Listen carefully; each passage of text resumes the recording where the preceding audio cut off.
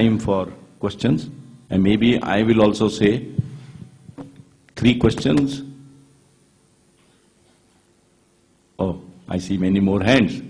So the first.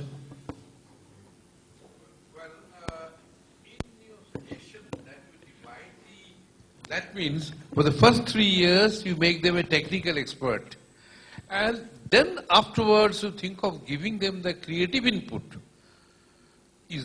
Will that be proper? Can we digitize the study of architecture in a fragmented form? A creative person, maybe at the initial stage, as the mud is soft, he may have a creative orientation right from the beginning. Is the teacher to decide whether this fellow is design-oriented person or a production-oriented person? I take it that this is addressed to me. Yeah, to you. So, to you, sir. yes. On your last issues I was talking. Yeah. So in this process, a mathematical division will exactly be possible in a creative studies. I think I get the gist of your questions. I get the gist of your questions. For lack of longer time, it was not possible to elaborate on it, but I did not mean watertight compartments. I also did not mention that this model was already tried out when I was at Goa. Also, I did not mention that we had a foundation course, exactly what Neeraj had mentioned, in which all components of the design discipline, making as well as thinking, were integrated. This is in the very first 2 semesters. So the point is, I'm not talking about technical expert is the term that you used. I'm talking about competency. A competent person to take the basic understanding of the act of making, together with the sensibility that goes with it. It requires all kinds of things to go into it. Courses are to be devised for that. Integration and the relationship between courses are to be devised for that. And this needs to be seriously undertaken. Okay, thank you. We'll take that question from there. Yes, this gentleman. Is Harish Chandra. The knowledge is immensely vast. What we individually possess, just a smack of it. Even the most learned of us is ignorant when their knowledge is measured by some of the things or richness of the things. So my question is it related to R&D? और मेरा ये मानना है कि हमारा R&D integration और समय पे अगर पकड़ मजबूत हो जाए तो हमारा हर प्रोजेक्ट, हमारा हर प्रोडक्ट अच्छे से अच्छा क्वालिटी वाइज हो सकता है. Please comment. You still want a comment? I thought you answered your question. Because you said, and I don't think anyone will disagree that research and R&D is required. Yes, please. Yes, Neeraj, I'll come back. Yes. Yes, please. I am S.N. Sehgal. I am a senior faculty. Before that, I was in industry for 40 years. One of the learned speakers had said that the people here in the room are responsible for the situation we are facing today. I totally agree with it. But I have a suggestion. If the learned people here, who are in fact the pillars, we have very, very powerful people sitting here who can change the system.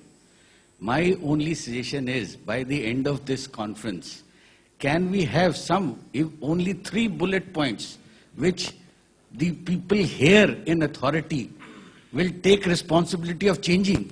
We are only having a brainstorming. We are all facing these problems. Whatever we are listening, we are in fact actually facing. Yes.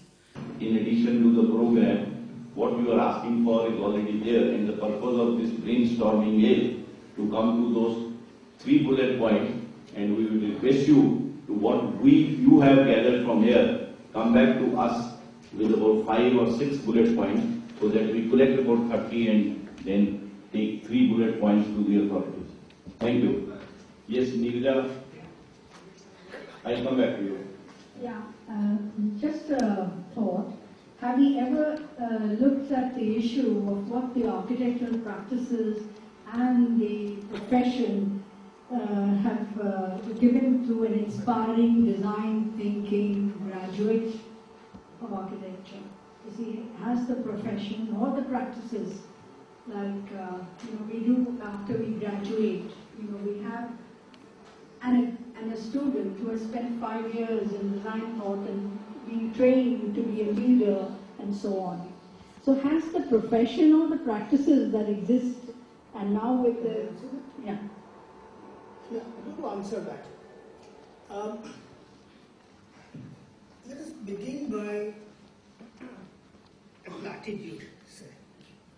I believe that the greatest gift a school of architecture can give to a student is its preparedness to accept the thoughts that the young generation has yet to have. You understand what I'm saying?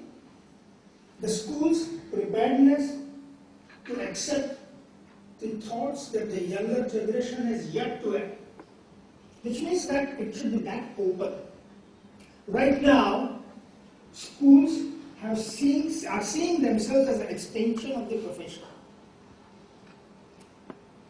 A lot of teaching, and I go through, and many of you are going through council inspection and come across this, do it. In a school, the design of a school must be posed in a different way. Not design a school for 300 children or something like that, but to explore the idea of a school through architecture. That's it. Neeraj, do you want to say something on this? About what she's asking, can the profession give some... I think that's actually a very good question. I think, it's a question worth introspecting about. And one of the possible answers that I can give you is, in our experience, every time the fresh grads have taken the responsibility of sort of looking at the issues in any project or any aspect of any project, one tends to get a richer can of worms to work into. This demonstrates that, brain cells die as you grow old. This demonstrates also that the ability of people who are coming out to think through things widely across different domains is not yet handicapped like it may be for people who have already been working, who are seeing other priorities and so on and so forth. So I think it's a very good question, and I think I don't have an answer generally to the question, but I can say that putting the younger crew in charge is not a bad thing. In my own case, I was trusted to build something which had never been built anywhere in the country, anywhere in Asia for that matter, when I was 23 years old.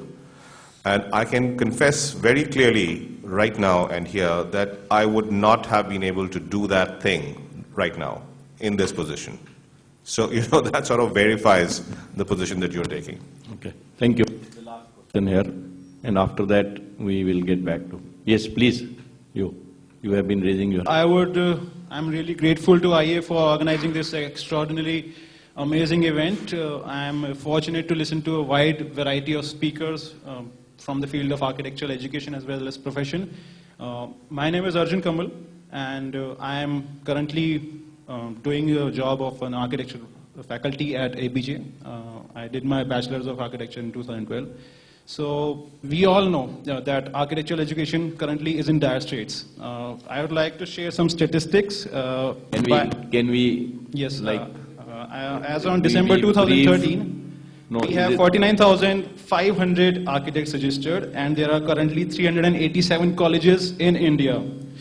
So we are roughly producing 25,000 architects every year. So we are in a flood of mediocre or often bad quality of architects. That's why That's why this seminar. If you read the base paper, it says all this. Yeah. That please, So, we would like to be benefited by your question. So I think that the Indian Institute of Architects has the strength of 16,000 to 18,000 members. And if we can do some activism or start questioning the council that why they are doing such things, why they are giving approval to colleges, social activism, maybe things can change for better, and sort of RTIs in various universities, because somewhere down the line we know that the authorities are not doing their job correctly. That's why colleges which are of low standard and often where one faculty member is handling 100 students, which is nearly impossible. So can we have possible to sort of brute force, collaborative brute force from all those, at least 10,000? Start filing complaints against... We will start from the people who are sitting here and then go to the 16,000 people. But what you have mentioned is fine. So there was not a question, but yes, one of the reasons that the seminar is being held and we are brainstorming this to come to that stage that the Indian Institute of Architects and the profession must exert itself to make things better in whatever manner it is possible. With this, we would close this session.